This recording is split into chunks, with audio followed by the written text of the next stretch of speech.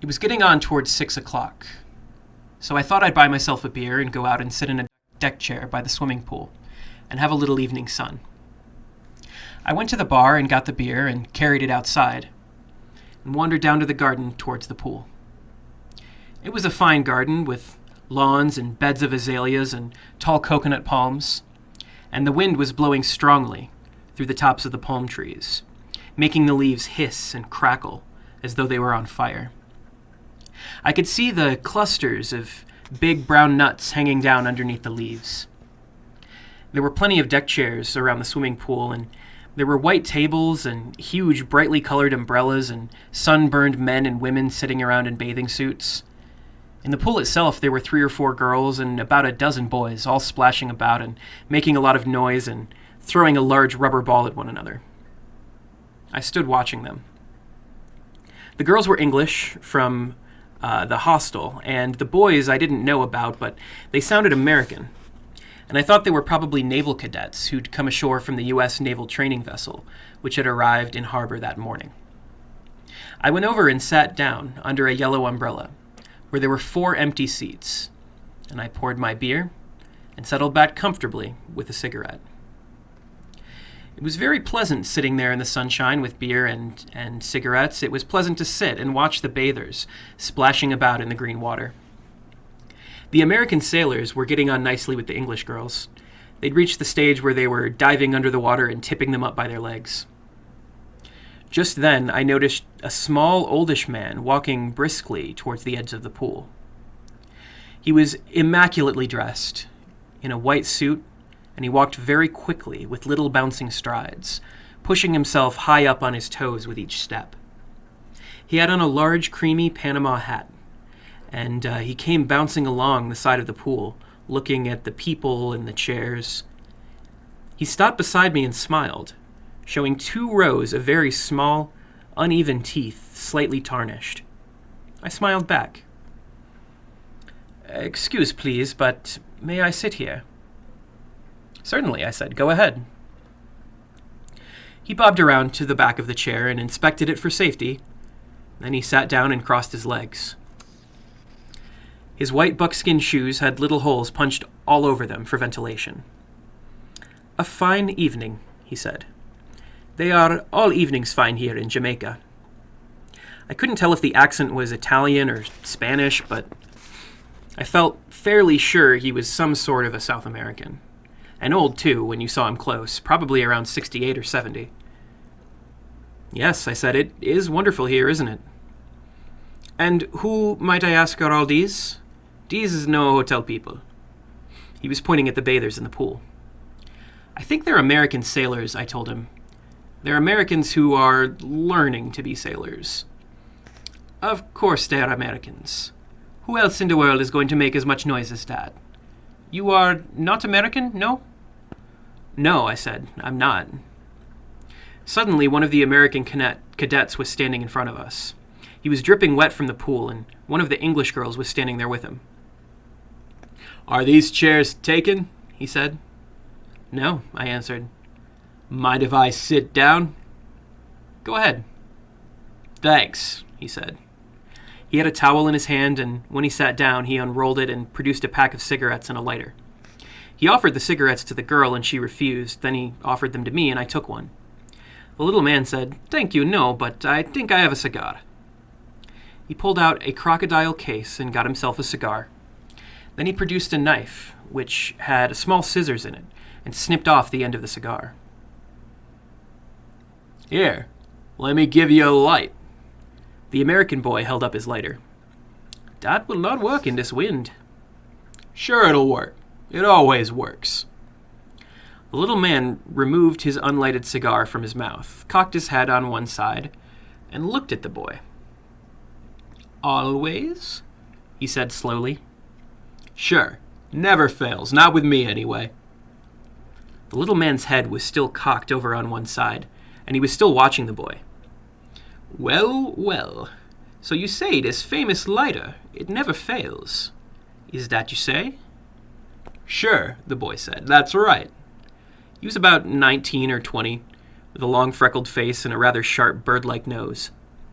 His chest was not very sunburned, and there were freckles there too, and a few wisps of pale reddish hair. He was holding the lighter in his right hand, ready to flip the wheel. "It never fails," he said, smiling now because he was purposely exaggerating his little boast. "I promise you, it never fails." "One moment, please."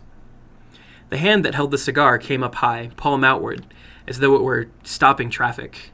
"Now, just one moment." He had a curiously soft, toneless voice, and he kept looking at the boy all the time. "Shall we not, perhaps, make a little bet on that?" He smiled at the boy. "Shall we not make a little bet on whether your lighter lights?" "Sure, I'll bet," the boy said. "Why not?" "You like to bet?" "Sure, I'll always bet." The man paused and examined his cigar, and I must say I didn't much like the way he was behaving. It seemed he was already trying to make something out of this, and to embarrass the boy, and at the same time, I had the feeling he was relishing a private little secret all his own. He looked up again at the boy and said slowly, "I like to bet too. Why don't we have a good bet on this thing? A good big bet." "Now, wait a minute," the boy said. I can't do that. But I'll bet you a quarter. I'll even bet you $1, or whatever it is over here, some shillings, I guess. The little man waved his hand again. "Listen to me. Now we have some fun. We make a bet. Then we go up to my room here in the hotel where is no wind, and I bet you cannot light this famous lighter of yours 10 times running without missing once." "I'll bet I can," the boy said. "All right, good. We make a bet, yes?" "Sure, I'll bet you $1." No, I make you a very good bet. I am rich man, and I'm sporting man also. Listen to me. Outside the hotel is my car. It's very fine car, American car from your country, Cadillac." "Hey, now, wait a minute." The boy leaned back in his deck chair and he laughed. "I can't put up that sort of property. This is crazy." "Not crazy at all. You strike lighter, successfully 10 times running, and Cadillac is yours. You like to have this Cadillac, yes?" "Sure, I'd like to have a Cadillac." The boy was still grinning. "All right, fine. We make a bet, and I put up my Cadillac." "And what do I put up?" The little man carefully removed the red band from a still, unlighted cigar. "I never ask, my friend, to bet something you cannot afford. You understand?"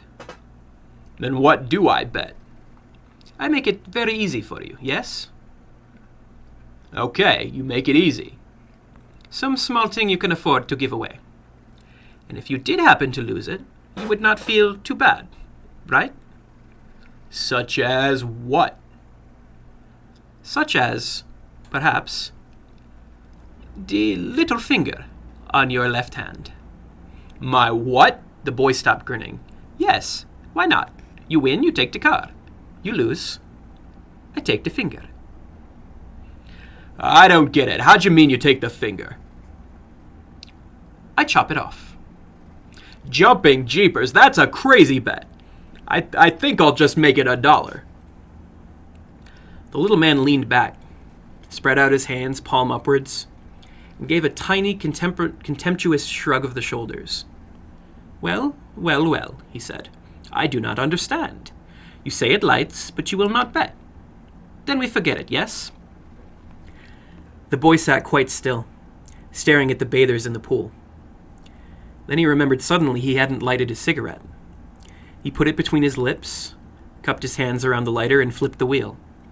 The wick lighted and burned with a small, steady, yellow flame, and the way he held his hands, the wind didn't get to it at all.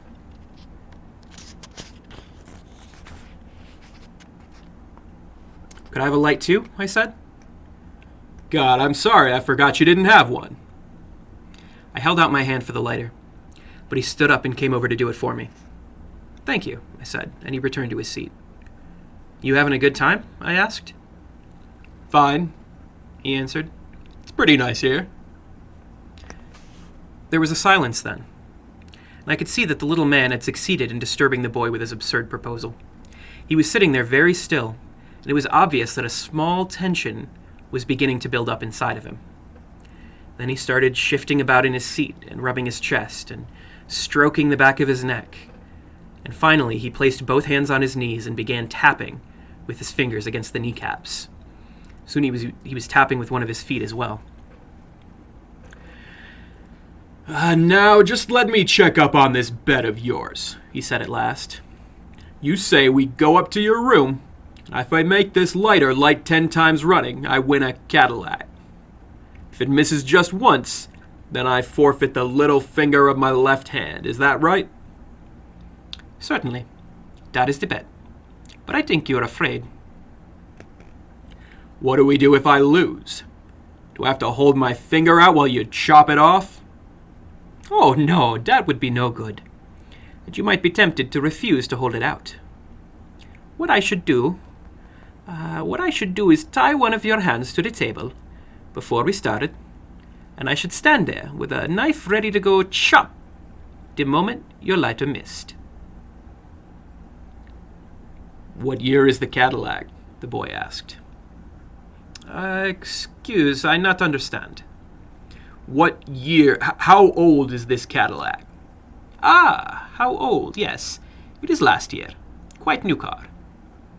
But I see you are not a betting man. Americans never are. The boy paused for just a moment, and he glanced first at the English girl, then at me. Yes, he said sharply. I'll bet you. Good. The little man clapped his hands together quietly, once. Fine, he said. We do it now. And you, sir? He turned to me. You would perhaps be good enough to, to referee. He had pale, almost colorless eyes, with tiny, bright black pupils. Well, I said, I think it's a crazy bet. I don't think I like it very much. Nor do I, said the English girl. It was the first time she'd spoken. I think it's a stupid, ridiculous bet. Are you serious about cutting off the boy's finger if he loses? I said. Certainly I am. Also about giving him Cadillac if he win. Come now, we go to my room. He stood up. You like to put on some clothes first? He said. No, the boy answered. I'll come like this. Then he turned to me. I'd consider it a favor if you'd come along and referee. All right, I said. I'll come along, but I don't like the bet. You come too, he said to the girl. You come and watch. The little man led the way back through the garden to the hotel. He was animated now and excited, and that seemed to make him bounce up higher than ever on his toes as he walked along. I live in Annex, he said. You like to see car first? He's just here. He took us to where we could see the front driveway of the hotel, and he stopped and pointed to a sleek, pale green Cadillac parked close by.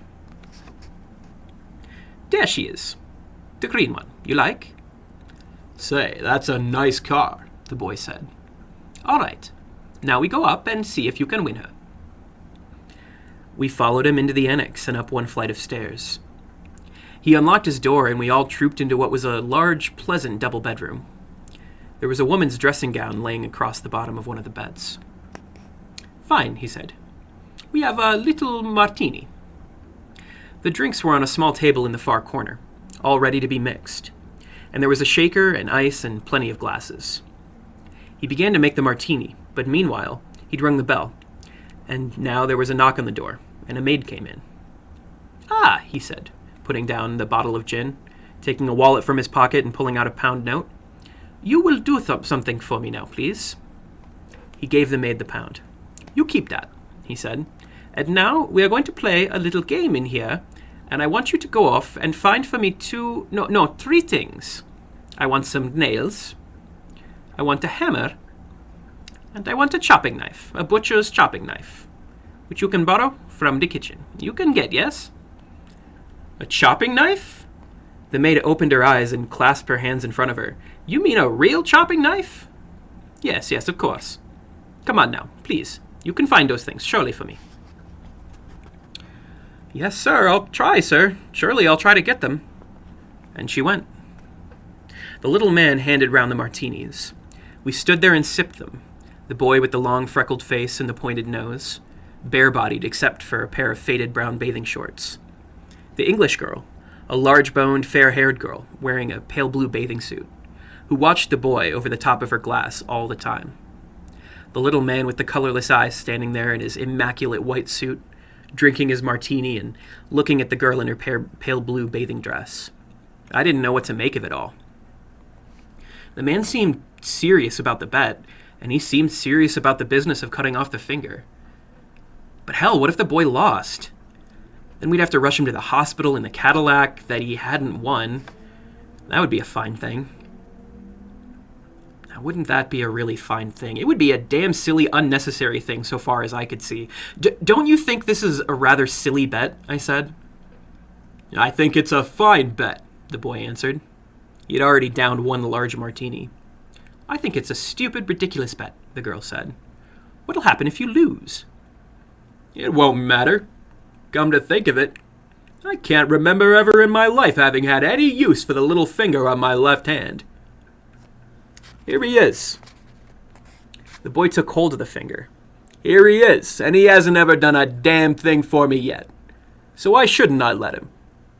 I think it's a fine bet. The little man smiled and picked up the shaker and refilled our glasses. Before we begin, he said, I will present to the referee the key of the car. He produced a car key from his pocket and gave it to me. The papers, he said, the owning papers and insurance are in the pocket of the car. Then the maid came in again. In one hand she carried a small chopper, the kind used by butchers for chopping meat bones, and in the other a hammer and a bag of nails. Good, you get them all. Thank you. Thank you. Now you can go. He waited until the maid had closed the door. Then he put the implements on one of the beds and said, Now we prepare ourselves, yes? And to the boy, Help me, please, with this table. We carry it out a little. It was the usual kind of hotel writing desk, just a plain rectangular table about 4 feet by 3 with a blotting pad, ink, pens, and paper. They carried it out into the room away from the wall and removed the writing things. And now, he said, a chair. He picked up a chair and placed it beside the table. It was very brisk and animated, like a person organizing games at a children's party. And now the nails. I must put in the nails. He fetched the nails, and he began to hammer them into the top of the table. We stood there, the boy, the girl, and I, holding martinis in our hands, watching the little man at work. We watched him hammer 2 nails into the table about 6 inches apart. He didn't hammer them tight home. He allowed a small part of each one to stick up, and then he tested them for firmness with his fingers. Anyone would think the son of a bitch had done this before, I told myself. He never hesitates. Tables, nails, hammers, kitchen choppers. He knows exactly what he needs and how to arrange it. And now, he said, all we want is some string. He found some string. All right, at last we are ready. Will you please to sit here at the table? He said to the boy. The boy put his glass away and sat down. Now place the left hand between these 2 nails. The nails are only so I can tie your hand in place. All right, good. Now I tie your hand secure to the table. So. He wound the string around the boy's wrist, then several times around the wide part of his hand. Then he fastened it tight to the nails. He made a good job of it, and when he'd finished, there wasn't any question about the boy being able to draw his hand away. But he could move his fingers. Now please clench the fist, all except for the little finger. You must leave the little finger sticking out, lying on the table. Excellent, excellent. Now we are ready. With your right hand, you manipulate the ladder. But one moment, please. He skipped over to the bed and picked up the chopper. He came back and stood beside the table with the chopper in his hand. We are all ready, he said. Mr. Referee, you must say to begin. The English girl was standing there in her pale blue bathing costume, right behind the boy's chair. She was just standing there, not saying anything. The boy was sitting quite still, holding the lighter in his right hand, looking at the chopper. The little man was looking at me. "Are you ready?" I asked the boy. "I'm ready." "And you?" to the little man. "Quite ready." He lifted the chopper up in the air and held it there, about 2 feet above the boy's finger, ready to chop. The boy watched it, but he didn't flinch, and his mouth didn't move at all. He merely raised his eyebrows and frowned. "All right," I said. "Go ahead." The boy said, "Will you please count aloud the number of times I light it?" "Yeah," I said, "I'll do that." With his thumb, he raised the top of the lighter. And again with the thumb, he gave the wheel a sharp flick. The flint sparked, and the wick caught fire and burned with a small yellow flame. "One," I called. He didn't blow the flame out. He closed the top of the lighter on it, and he waited perhaps 5 seconds before opening it again. He flicked the wheel very strongly, and once more there was a small flame, burning on the wick. 2. No one else said anything. The boy kept his eyes on the lighter. The little man held the chopper up in the air, and he too was watching the lighter. 3. 4. 5. 6. 7. Obviously, it was one of those lighters that worked. The flint gave a big spark, and the wick was the right length. I watched the thumb snapping the top down on the flame. Then a pause. Then the thumb raising the top once more. This was an all-thumb operation. The thumb did everything. I took a breath, ready to say 8. The thumb flicked the wheel. The flint sparked. The little flame appeared. 8, I said. And as I said it, the door opened. We all turned and we saw a woman standing in the doorway. A small, black-haired woman, rather old, who stood there for about 2 seconds and then rushed forward, shouting, "Carlos! Carlos!" She grabbed his wrist, took the chopper from him, threw it on the bed, took hold of the little man by the lapels of his white suit and began shaking him vigorously, talking to him fast and loud and fiercely all the time in some Spanish-sounding language. She shook him so fast you couldn't see him anymore. He became a faint, misty, quickly moving outline, like the spokes of a turning wheel. Then she slowed down, and the little man came into view again. And she hauled him across the room and pushed him backwards onto one of the beds. He sat on the edge of it, blinking his eyes and testing his head to see if it would still turn on his neck. "I am sorry," the woman said. "I am so terribly sorry that this should happen." She spoke almost perfect English. "It is too bad," she went on. "I suppose it's really my fault. For 10 minutes I leave him alone to go and have my hair washed, and I come back and he is at it again." She looked sorry and deeply concerned. The boy was untying his hand from the table. The English girl and I stood there and said nothing. "He is a menace," the woman said. "Down where we live on home, he has taken altogether 47 fingers from different people and lost 11 cars. In the end, they threatened to have him put away somewhere. That's why I brought him up here." "You were only having a little bet," mumbled the little man from the bed. "I suppose he bet you a car?" the woman said. "Yeah," the boy answered. "A Cadillac." "He has no car. It's mine, and that makes it worse," she said. "That he should bet you when he has nothing to bet with. I am ashamed and very sorry about it all." She seemed an awfully nice woman. "Well," I said, "then here's the key of your car." I put it on the table. "We were only having a little bet," mumbled the little man. "He hasn't anything left to bet with," the woman said. "He hasn't a thing in the world, not a thing. And as a matter of fact, I myself won it all from him a long while ago. It took time, a lot of time, and it was hard work. But I won it all in the end." She looked up at the boy and she smiled. A slow, sad smile. She came over and put out a hand to take the key from the table. I can see it now, that hand of hers, It had only one finger on it, and a thumb.